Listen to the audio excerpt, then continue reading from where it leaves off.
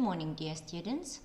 Today is our next lesson for preparing to IELTS exam. My name is Джуматаева.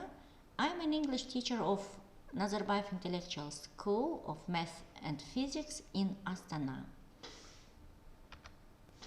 So, please first think and say, what are the types of writing task 2 for IELTS?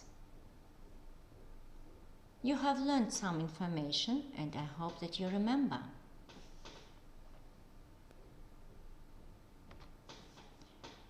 You remember that there are different kinds of questions. One of it, agree or disagree. And here is an example of this task.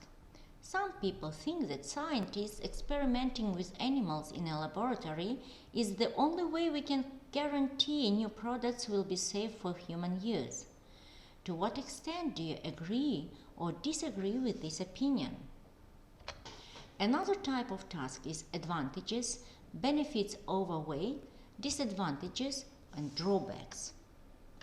Here is a sample of this task. In some countries, governments are encouraging industries and businesses to move to regional areas outside the big cities. Do the advantages of this trend outweigh the disadvantages? Next type of task is discuss two views plus your opinion. And here is an example. Some people say children no longer need to develop handwriting skills. Others believe that handwriting is still important. Discuss both these views and give your own opinion. Discuss two views only, no opinion. That is another task. And here is an example. Many people believe that an effective public transport system is a key component of a modern city. Discuss the advantages and disadvantages of public transport. You remember, no opinion. The next is causes, problem and solution. And here is an example. Crime rates tend to be higher in cities than in smaller towns. Explain some possible reasons for this problem and suggest some solutions. 2 questions and 2-part questions. And example.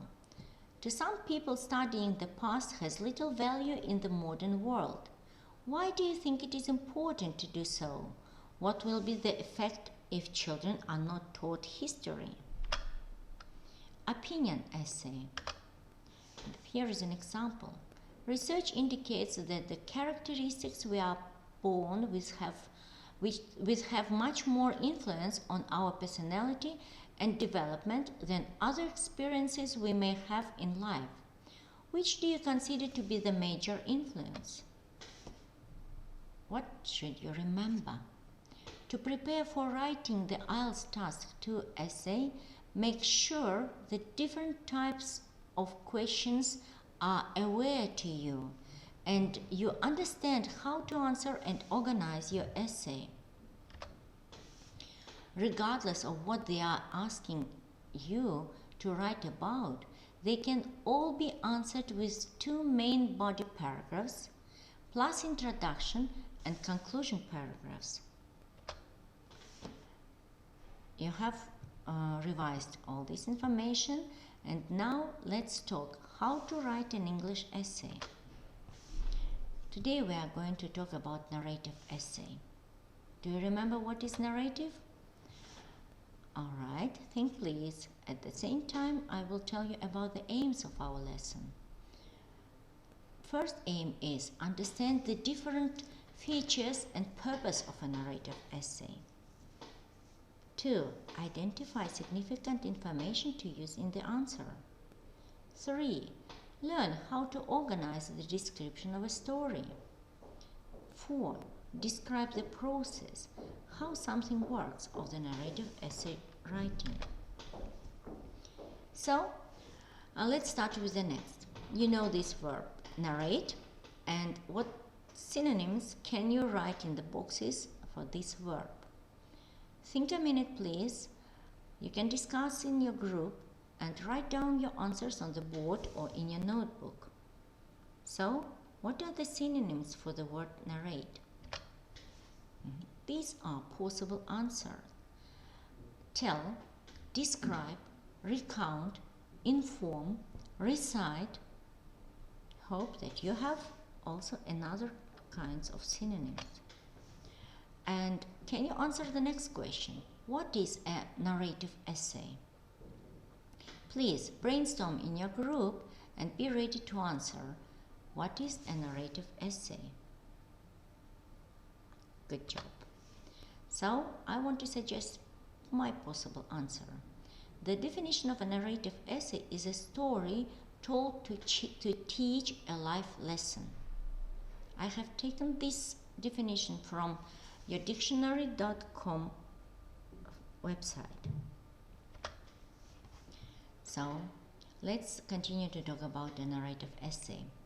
When writing a narrative essay, one might think of it as telling a story. These essays are often anecdotal, experiential, and personal, allowing students to express themselves in a creative and quite often moving ways. If written as a story, the essay should include all the parts of a story. All the parts of the story: introduction, plot, characters. So, and setting. These are the parts of a story: introduction, plot, characters, and setting. And the last is climax, and also conclusion. The essay should have a purpose. In other words, it should have a thesis. The essay should be written from a clear point of view. Use clear and concise language throughout the essay, and be organized. The first paragraph of any essay should contain an opening hook, a device for getting the attention of the reader. Narrative paragraphs are often used to describe what a person does over a period of time. When writing your own conclusion, think about what you want your readers to take away from your story. Let's write out the following sentences to form a paragraph. Provide the correct form of the verbs in the past and correct prepositions. Look, read, think, and write down. So this is a continuation of the text.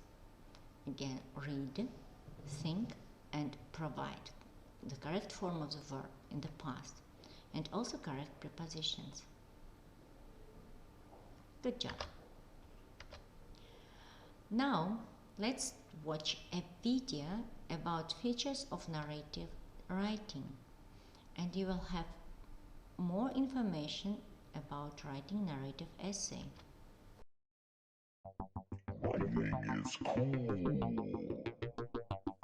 If you wanna be cool when you're at your school, become familiar with your writing tools, your pencil, your paper, and your eraser. Don't forget something to use as a spacer. Using these tools is so exciting. Let's polish up on the basics of writing. At the beginning of a sentence, capitalization. At the end of a sentence, punctuation. Spaces between words so you can see them. If the words run together, you can't even read them.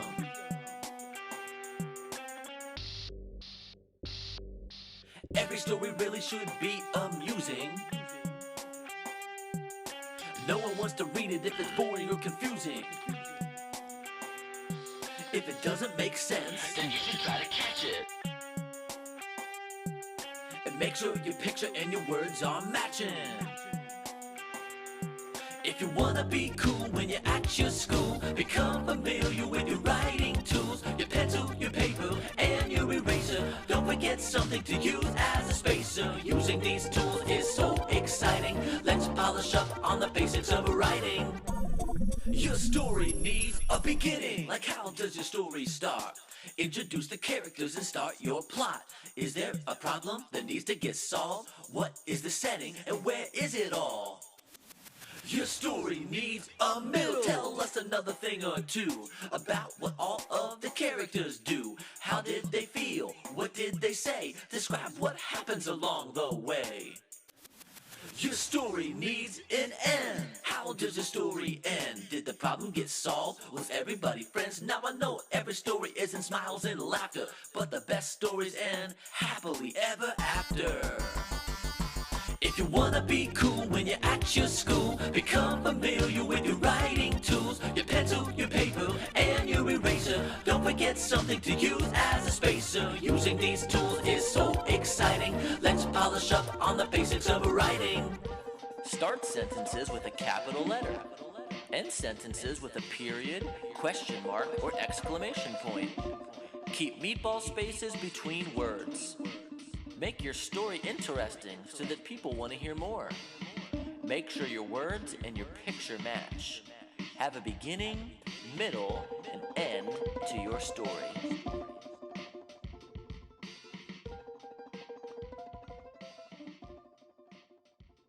So while you are watching, please answer the next question.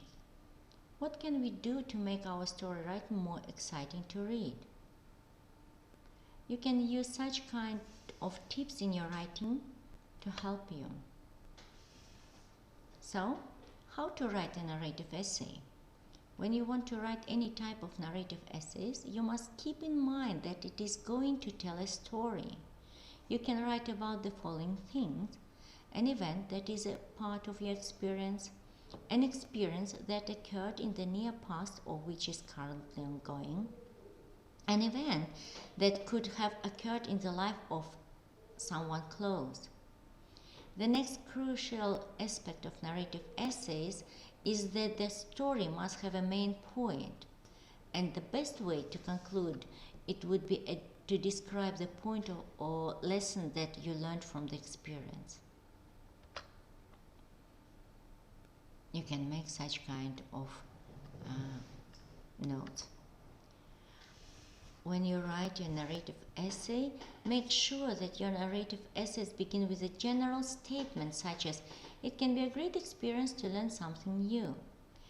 It would help in introducing the main subject chosen for the essay, which would be the specific experience that taught you a lesson. You can write from the first-person perspective to describe everything as your personal experience. The essay would basically tell a story about something dramatic that happened to you and or around you. You would have to provide maximum details about the characters, the entire event, and the location in order to make the event vivid to the readers. The words used should clearly tell how you are feeling about the situation. The last paragraph in any narrative essays would present the main lesson learned from the entire experience. For example, you can conclude by saying that learning the new skill has helped you to feel confident about yourself even in other life situations. It should be something that all the readers can relate to, and this should be the main point of the entire essay. It is important that narrative essays be organized properly. Once the introduction is given, you would describe the experience in a chronological order, but you can choose to discuss the lessons learned in the order that you feel them to be important, without the need for following the time frame. Another important thing is to ensure that the writing is both vivid and attention-grabbing. You should try to keep the reader glued to the details in an attention-grabbing way. When you share your personal point of views, readers are more interested in entering your world, as they find the story to be personal and extremely interesting. Here I want to suggest you doing homework. Hope you have a good feeling for the form of a narrative paragraph.